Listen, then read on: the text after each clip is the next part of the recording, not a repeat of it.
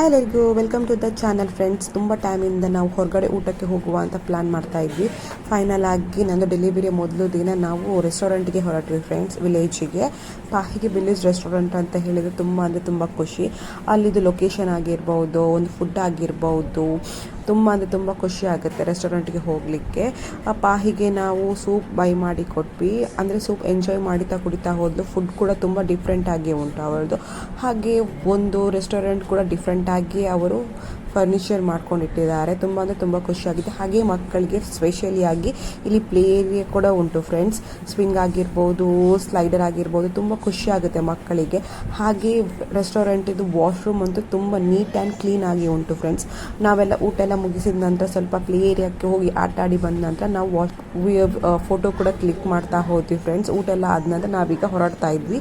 Vlog ಇಷ್ಟ ಆದರೆ ವ್ಲಾಗನ್ನು like ಮಾಡಿ, ಹಾಗೆ ಸಬ್ಸ್ಕ್ರೈಬ್ ಮಾಡಿ, ಕಮೆಂಟ್ ಮಾಡಿ.